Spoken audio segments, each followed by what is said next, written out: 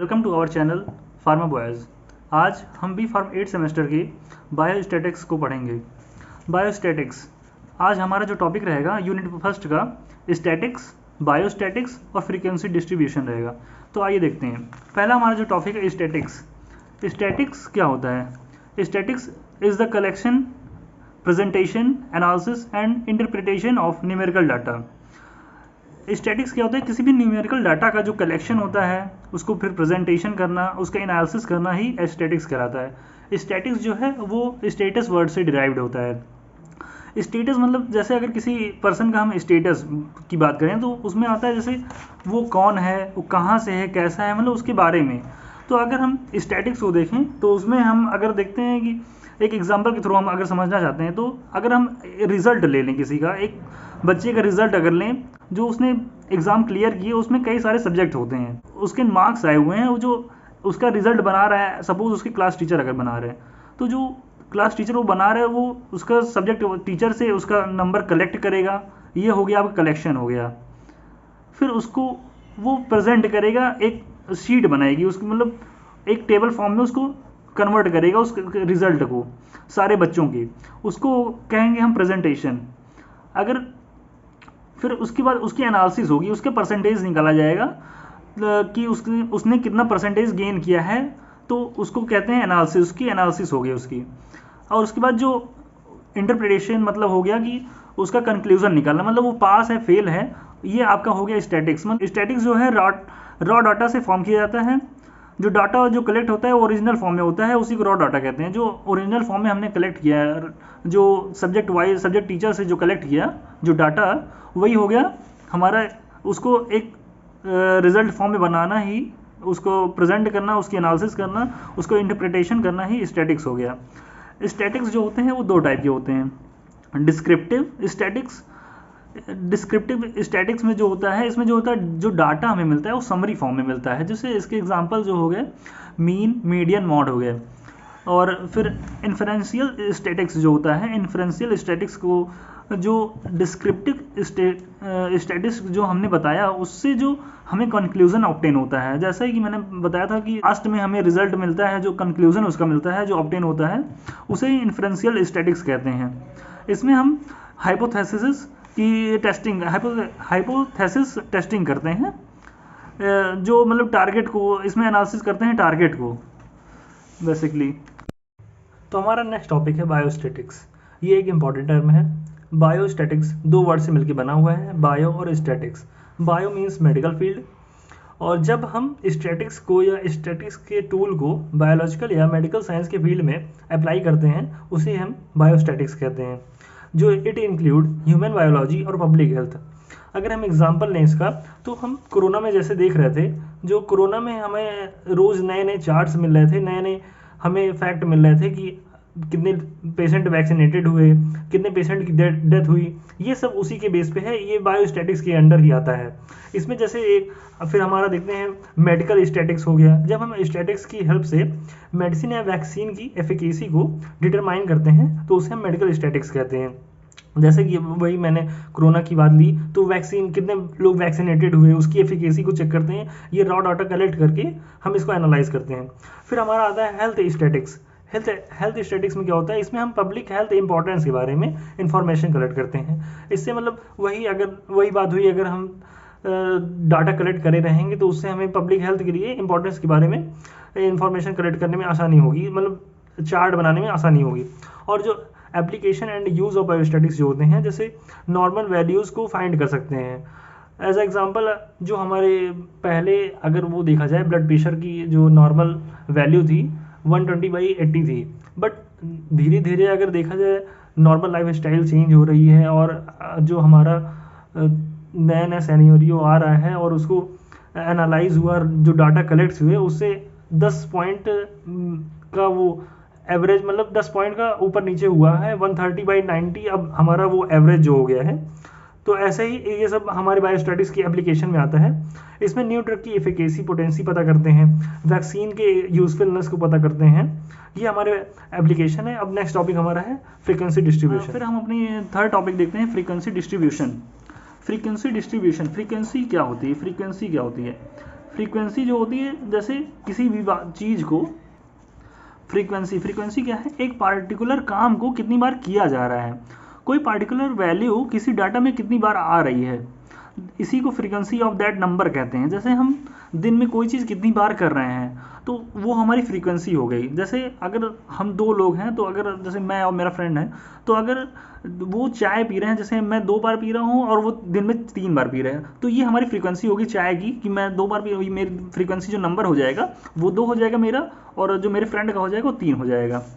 Frequency distribution क्या होता है, किसी डाटा को ग्राफिकल या टेबल के फॉर्म में रिप्रेजेंट करना एक पार्टिकुलर टाइम इंटरवल में फ्रीक्वेंसी डिस्ट्रीब्यूशन कहलाता है। मतलब डाटा को ग्राफिकल जो ग्राफ के माध्यम से रिप्रेजेंट करना, ग्राफ भी कई टाइप के होते हैं, और या फिर टेबलर फॉर्म में, टेबल की फॉर्म में उसको प्रेजेंट करना। जैसे फ्रीक्वेंसी अगर यहाँ हमारा नाम हो गया तुषार और अमर हो गया, तो जैसे हम चाय पी रहे हैं 3 बार, तो 3 और 4 ऐसे, मतलब ये टेबल फॉर्म में, और इसी को अगर ग्राफ फॉर्म में डिनोट करेंगे तो ये फ्रीक्वेंसी डिस्ट्रीब्यूशन के फॉर्म में, मतलब फ्रीक्वेंसी डिस्ट्रीब्यूशन हो जाता है। जो फ्रीक्वेंसी डिस्ट्रीब्यूशन के टाइप जो होते हैं अगर देखा जाए, तो पहला जो टाइप है डिस्क्रिएट फ्रीक्वेंसी डिस्ट्रीब्यूशन। इसमें क्लास इंटरवल नहीं होता। क्लास इंटरवल क्या होता है, क्लास इंटरवल मतलब जैसे कोई भी नंबर 0 to जैसे 10, ये हमारा क्लास इंटरवल हो गया। जैसे एक लार्ज नंबर को लेना, उसके बीच मतलब जैसे 0 से 10 वेट, जैसे वेट हो गया कोई चीज़ ऐसा, कोई इसकी हाइट हो गई, तो इतने से इतने वैरी में, इतने के बीच में कौन आ रहा है, जैसे ये क्लास इंटरवल हो गया। इसमें क्लास इंटरवल नहीं होता। इसमें डाटा अनग्रुप्ड फॉर्म में कंसिस्ट होता है, और मतलब अनग्रुप्ड मतलब कि सिंगल इंडिविजुअल रहता है। इसमें सिर्फ वेरिएबल कंसिस्ट होता है। जैसे एग्जांपल आप देख सकते हैं, ये हमारे वेरिएबल हो गए और ये फ्रीक्वेंसी होगी उसकी। अब दूसरा टाइप जो होता है कंटिन्यूस फ्रीक्वेंसी डिस्ट्रीब्यूशन।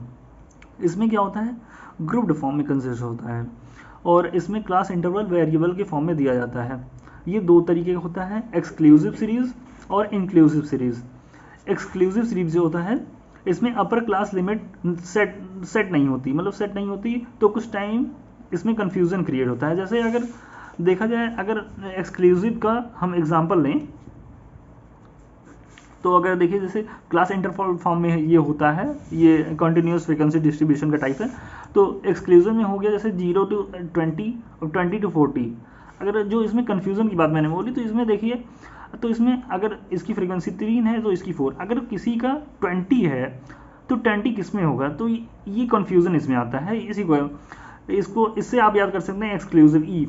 और उसके बाद इंक्लूसिव मतलब इसका जो एग्जांपल हो गया, जैसे 0 to 21, 0 to 20, फिर 21 से 40।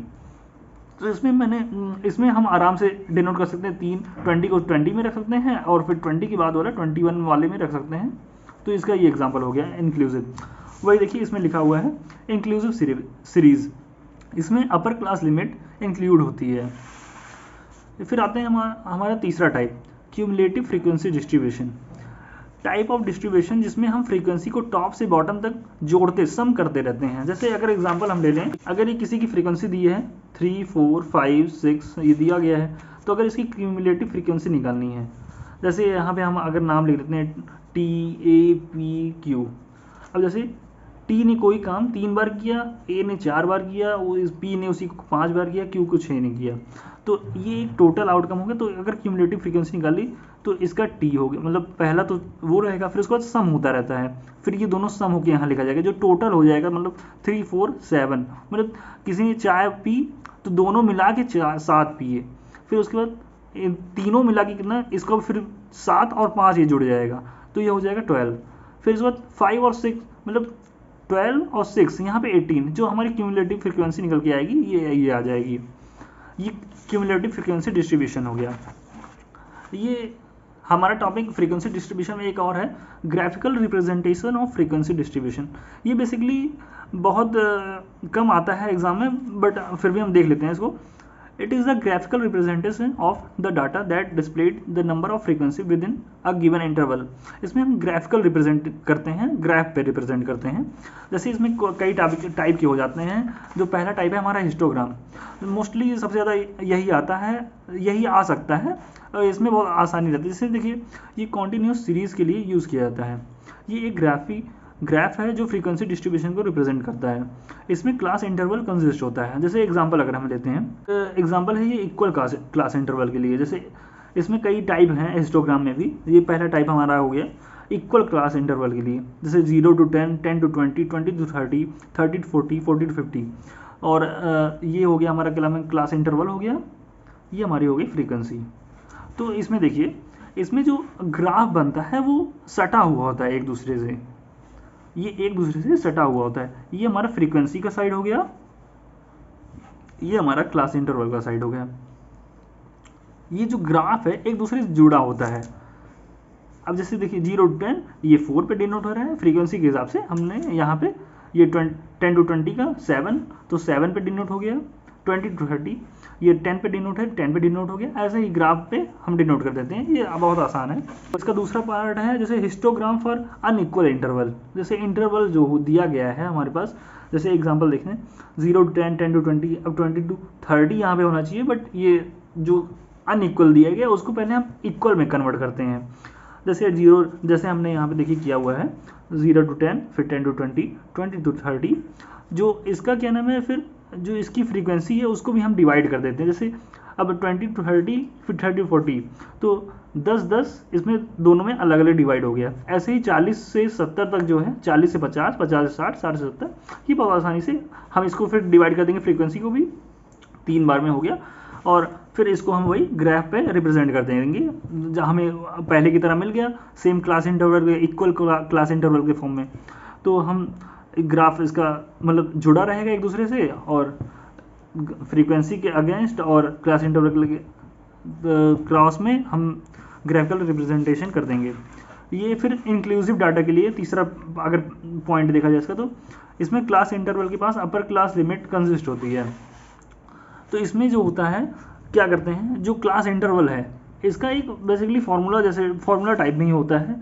इसमें एक लोअर अपर लिमिट और उसके बाद जो दूसरा का है उसका लोअर लिमिट जोड़ के उसके बाद अपॉन 2 कर देते हैं। तो ऐसे अगर हम सब में कर दें, जैसे देखिए एग्जांपल इसका 0 to 10, 10 to 11 to 20 ऐसे दिया गया है। तो अगर हम इसका अपर लिमिट का ले लें, फिर इसका लोअर लिमिट का ले लें, तो 10 और 11, अगर उसको 2 से डिवाइड कर देंगे 10.5।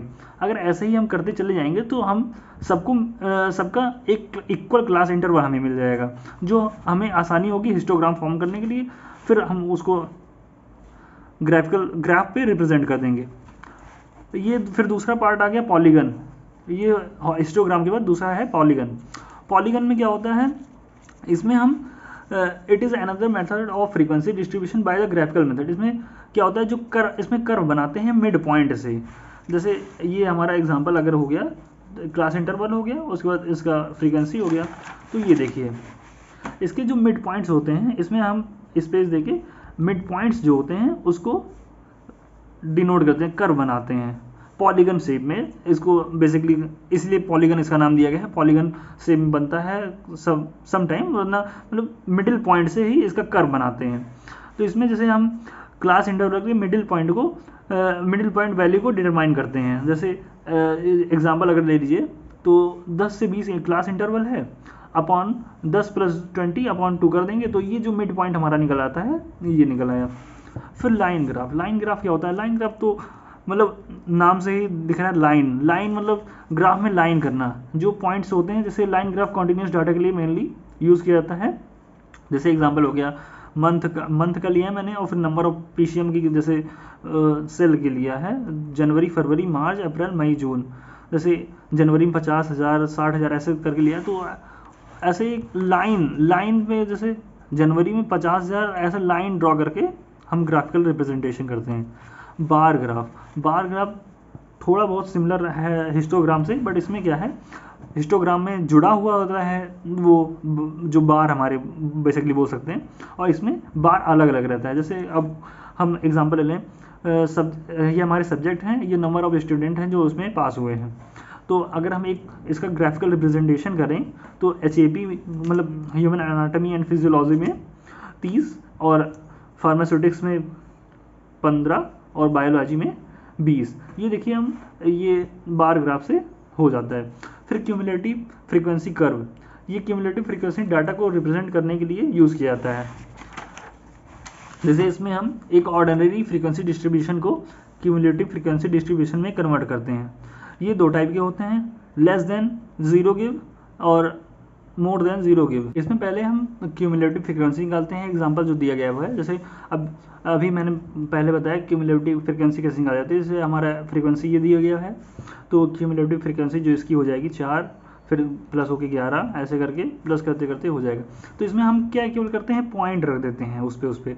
अगर आप ध्यान दिए होंगे क्रिकेट में ज़्यादातर रहता है, जैसे विकेट को फॉलो करता है, वो उसी का एक एग्जाम्पल आप ले लीजिए, आपको हमेशा याद रहेगा।